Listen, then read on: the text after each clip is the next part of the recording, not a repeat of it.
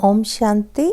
आज है 5 जनवरी। बाप दादा की मुरली के मधुर महावाक्य। मीठे बच्चे, तुम्हारे मुख से कभी भी हे ईश्वर, हे बाबा शब्द नहीं निकलना चाहिए। यह तो भक्ति मार्ग की प्रैक्टिस है। क्वेश्चन है, तुम बच्चे सफ़ेद ड्रेस पसंद क्यों करते हो? यह किस बात का प्रतीक है? उत्तर है, अभी तुम इस पुरानी दुनिया से जीते जी मर चुके हो, इसलिए तुम्हें सफ़ेद ड्रेस पसंद है। यह सफ़ेद ड्रेस मौत को सिद्ध करता है। जब कोई मरता है तो उस पर भी सफ़ेद कपड़ा डालते हैं। तुम बच्चे भी अभी मरजीवा बने हो। ओम शांति। रूहानी बाप बैठ बच्चों को समझाते हैं। रूहानी अक्षर न कहे, सिर्फ बाप कहें तो भी ठीक है। बाप बैठ बच्चों को समझाते हैं। सब अपने को भाई भाई तो कहते ही हैं, तो बाप बैठ समझाते हैं बच्चों को। सभी को तो नहीं समझाते होंगे, सब अपने को भाई भाई कहते ही हैं। गीता में लिखा हुआ है भगवानुवाच। अब भगवानुवाच किसके प्रति? भगवान के हैं सब बच्चे। वह बाप है तो भगवान के बच्चे सब ब्रदर्स हैं। भगवान ने ही समझाया होगा, राजयोग सिखाया होगा। अभी तुम्हारी बुद्धि का ताला खुला हुआ है। दुनिया में और किसी के भी ऐसे ख्यालात नहीं चल सकते। जिन जिन को संदेश मिलता जाएगा वह स्कूल में आते जाएंगे, पढ़ते जाएंगे, समझेंगे। प्रदर्शनी तो देखी, अब जाकर कुछ ज़्यादा सुने। पहली मुख्य बात है ज्ञान का सागर, पतित पावन, गीता ज्ञानदाता, शिव भगवानुवाच। पहले उनको यह पता पड़े कि इनको सिखलाने वाला अथवा समझाने वाला कौन है।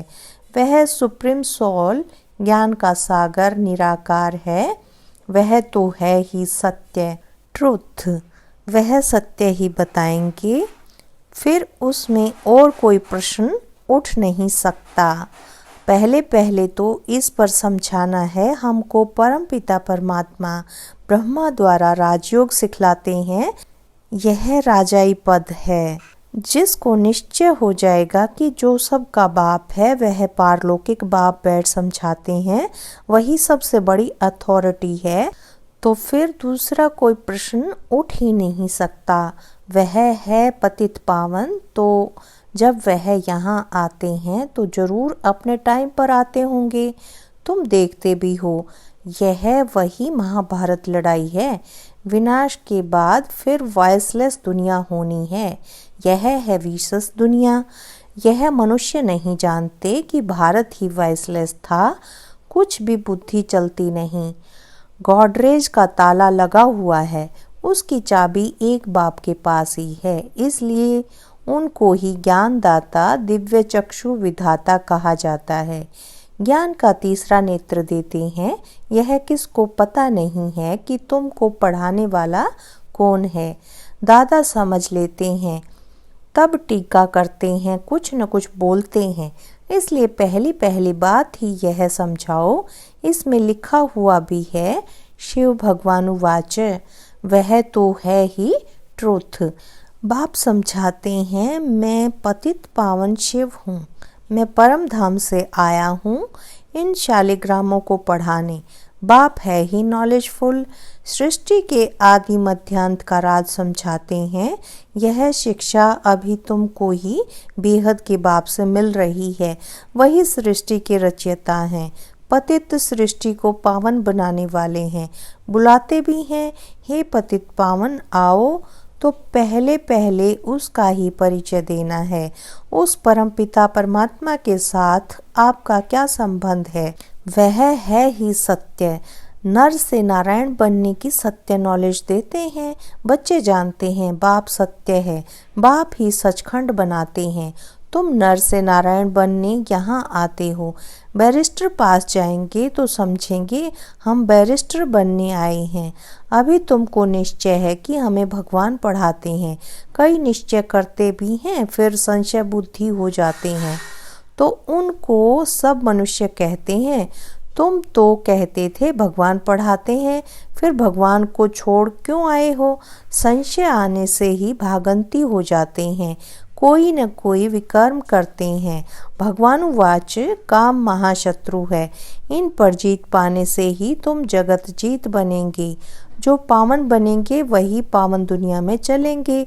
यहाँ है ही राजयोग की बात, तुम जाकर वहाँ राजाई करेंगे।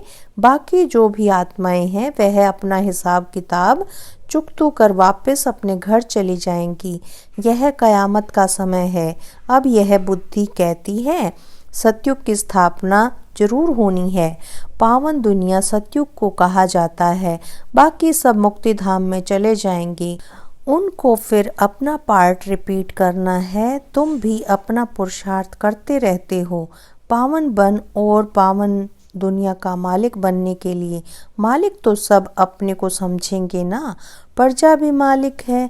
अभी प्रजा भी कहती है ना हमारा भारत, बड़े ते बड़े मनुष्य सन्यासी आदि भी कहते हमारा भारत। तुम समझते हो इस समय भारत में सभी नरकवासी हैं। अभी हम स्वर्गवासी बनने के लिए यह राजयोग सीख रहे हैं। सब तो स्वर्गवासी नहीं बनेंगे। यह अभी ज्ञान आया है। वो लोग जो सुनाते हैं, शास्त्र सुनाते हैं, वह है शास्त्रों की अथॉरिटी। बाप कहते हैं यह भक्ति मार्ग के वेद शास्त्र आदि सब पढ़ने से सीढ़ी नीचे उतरते जाते हैं। यह सब है भक्ति मार्ग। बाप कहते हैं जब भक्ति मार्ग पूरा होगा तब ही मैं आऊँगा। मुझे ही आकर सब भक्तों को भक्ति का फल देना है। मेजॉरिटी तो भक्तों की है। सब पुकारते रहते हैं ना हे गॉड फादर। भक्तों के मुख से ओ गॉड फादर, हे भगवान जरूर निकलेगा। अब भक्ति और ज्ञान में तो फर्क है। तुम्हारे मुख से कभी हे ईश्वर, हे भगवान ये अक्षर नहीं निकलेंगे। मनुष्यों को तो यह आधा कल्प की प्रैक्टिस पड़ी हुई है। तुम जानते हो वह तो हमारा बाप है। तुमको हे बाबा थोड़े ही करना है। बाप से तो तुमको वर्षा लेना है। पहले तो यह निश्चय है हम बाप से वर्षा लेते हैं। बाप बच्चों को वर्षा लेने का अधिकारी बनाते हैं। यह तो सच्चा बाप है ना। बाप जानते हैं यह हमारे बच्चे हैं जिन्हों को हम ज्ञान अमृत पिलाए, ज्ञान चिता पर बिठाए, घोर नींद से जगाए, स्वर्ग में ले जाता हूँ। बाप ने समझाया है आत्माएं वहाँ शांति धाम और सुख धाम में रहती हैं। सुख धाम को कहा जाता है वॉइसलेस वर्ल्ड। संपूर्ण निर्विकारी देवताएं हैं ना, और वह है स्वीट होम। तुम जान गए हो कि हमारा होम वह है। हम एक्टर्स उस शांति धाम से आते हैं यहाँ पार्ट बजाने। हम आत्माएं यहाँ के रहवासी नहीं हैं। वह एक्टर्स यहाँ के रहवासी होते हैं। सिर्फ घर से आकर ड्रेस बदलकर पार्ट बजाते हैं। तुम तो समझते हो हमारा घर शांति धाम है। वहाँ हम फिर वापस जाते हैं। जब सभी एक्टर्स स्टेज पर आ जाते हैं तब फिर बाप आकर सभी को ले जाएंगे। इसलिए उनको लिबरेटर गाइड भी कहा जाता है। दुख हरता सुख करता है तो इतने सब मनुष्य कहाँ जाएंगे? विचार करो। पतित पावन को बुलाते हैं किस लिए? अपनी मौत के लिए। दुख की दुनिया में रहने नहीं चाहते, इसलिए कहते हैं घर चलो। यह सब मुक्ति को ही मानने वाले हैं। भारत का प्राचीन राजयोग भी कितना मशहूर है। विलायत में भी जाते हैं प्राचीन राजयोग सिखलाने। वास्तव में हठ योगी तो राजयोग जानते ही नहीं, उन्हों का योग ही रोंग है। इसलिए तुम्हें जाकर सच्चा सच्चा राजयोग सिखाना है। मनुष्य को सन्यासियों की कफनी देख उन्हों को कितना मान देते हैं। बौद्ध धर्म में भी सन्यासियों को कफनी पहनी हुई देख उनको मानते हैं। सन्यासी तो बाद में होते हैं। बौद्ध धर्म में भी शुरू में कोई सन्यासी नहीं होते हैं। जब पाप बढ़ता है बौद्ध धर्म में तब सन्यास धर्म स्थापन होता है। शुरू में तो वह आत्माएं ऊपर से आती हैं, उनकी संख्या आती है। शुरू में सन्यास सिखलाकर क्या करेंगे? सन्यास होता है बाद में। यह भी यहाँ से कॉपी करते हैं। क्रिश्चियन में भी बहुत हैं जो सन्यासियों का मान रखते हैं। कफनी की जो पहरवाइश है वह हठ योगियों की है। तुमको तो घर बार छोड़ना नहीं है, न कोई सफ़ेद कपड़े का बंधन है, परंतु सफ़ेद अच्छा है। तुम भट्ठी में रहे हो तो ड्रेस भी यह हो गई है। आजकल सफ़ेद बहुत पसंद करते हैं। मनुष्य मरते हैं तो भी सफ़ेद चादर डालते हैं। तुम भी अभी मर्जीवा बनी हो तो सफ़ेद ड्रेस अच्छी है। तो पहले कोई को भी बाप का परिचय देना है। 2 बाप हैं, यह बातें समझने में टाइम लेते हैं। प्रदर्शनी में इतना समझा नहीं सकेंगे। सतयुग में होता है 1 बाप। इस समय तुमको 3 बाप हैं, क्योंकि भगवान आते हैं प्रजापिता ब्रह्मा के तन में। वह भी तो बाप है सबका। लौकिक बाप भी है। अच्छा, अब तीनों बाप से ऊंच वर्षा किसका? निराकार बाप वर्षा कैसे दें? वह फिर देते हैं ब्रह्मा द्वारा। इस चित्र पर तुम बहुत अच्छी रीति समझा सकते हो। शिव बाबा निराकार है और यह है Prajapita Brahma, Adidev, great great grandfather. बाप कहते हैं मुझ शिव को तुम ग्रेट ग्रेट ग्रैंडफादर नहीं कहेंगे, मैं सभी का बाप हूँ। यह है प्रजापिता ब्रह्मा। तुम हो गए सब बहन भाई। भले स्त्री पुरुष हैं, परंतु बुद्धि से जानते हैं हम भाई बहन हैं। बाप से वर्षा लेते हैं। भाई बहन आपस में क्रिमिनल असॉल्ट कर न सकें। अगर दोनों की आपस में विकारी दृष्टि खींचती है तो फिर गिर पड़ते हैं, बाप को भूल जाते हैं। बाप कहते हैं तुम हमारा बच्चा बन फिर मुंह काला करते हो। बेहद का बाप बच्चों को बैठ समझाते हैं तुमको यह नशा चढ़ा हुआ है, जानते हो गृहस्थ व्यवहार में भी रहना है, लौकिक संबंधियों को भी मुंह देना है, तोड़ निभाना है। लौकिक बाप को तो तुम बाप कहेंगे ना, उनको तो तुम भाई नहीं कह सकते हो। ऑर्डिनरी वे में बाप को बाप ही कहेंगे।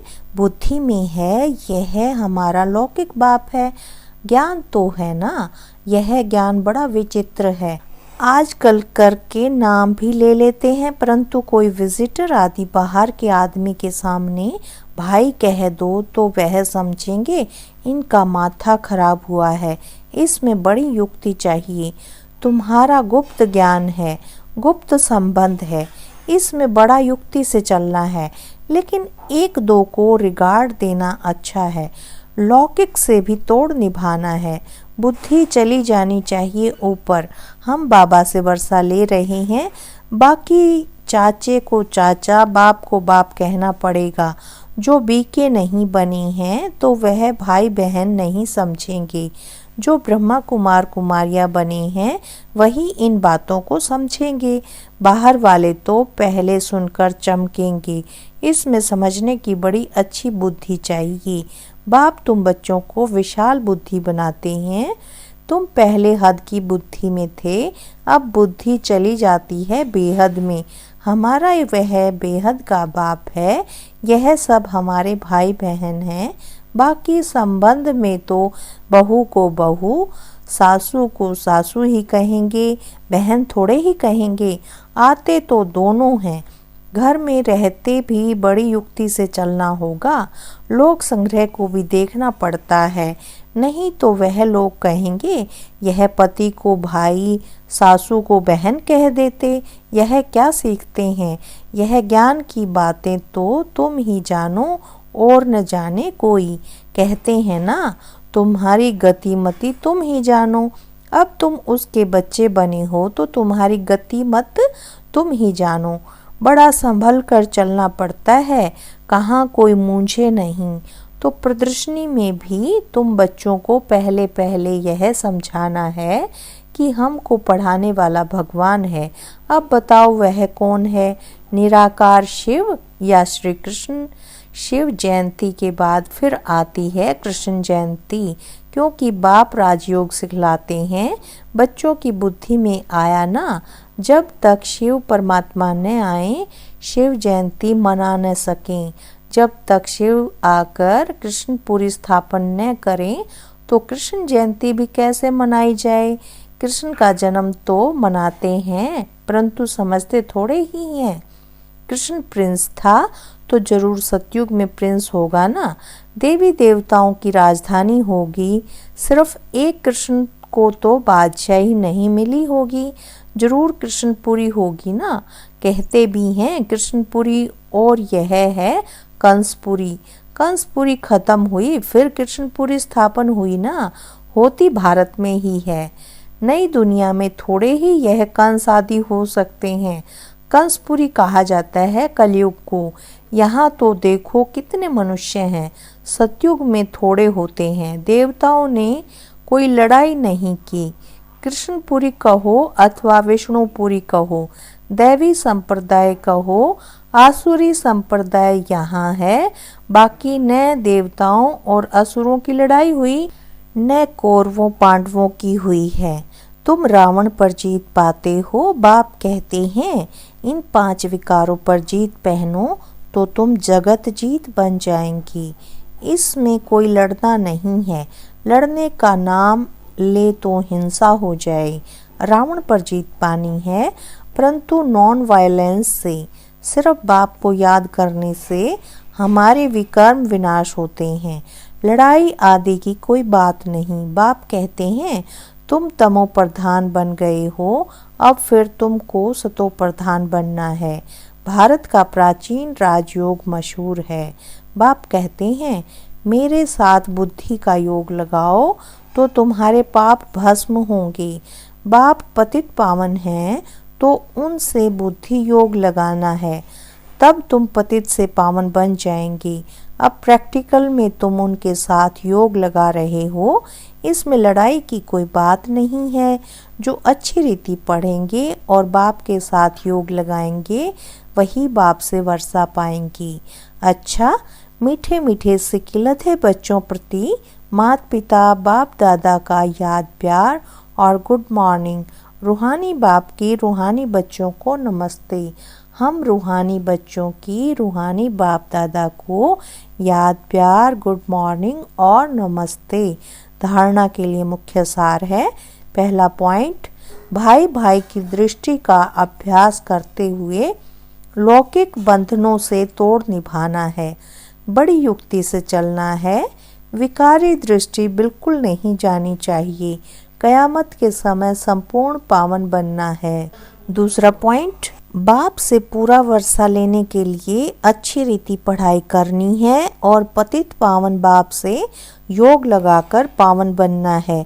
वरदान दिया है बाबा ने, कमजोरियों को फुल स्टॉप देकर अपने संपन्न स्वरूप को प्रख्यात करने वाले साक्षात्कार मूर्त भव। विश्व आपके कल्प पहले वाले संपन्न स्वरूप पूज्य स्वरूप का सिमरण कर रही है। इसलिए अब अपने संपन्न स्वरूप को प्रैक्टिकल में प्रख्यात करो। बीती हुई कमजोरियों को फुल स्टॉप लगाओ। दृढ़ संकल्प द्वारा पुराने संस्कार स्वभाव को समाप्त करो। दूसरों की कमजोरी की नकल मत करो। अवगुण धारण करने वाली बुद्धि का नाश करो। दिव्य गुण धारण करने वाली स्तो प्रधान बुद्धि धारण करो, तब साक्षात्कार मूर्त बनेंगे। स्लोगन है, अपने अनादि और आदि गुणों को स्मृति में रख उन्हें स्वरूप में लाओ। अपने अनादि और आदि गुणों को स्मृति में रख उन्हें स्वरूप में लाओ। अच्छा, ओम शांति, ओम शांति।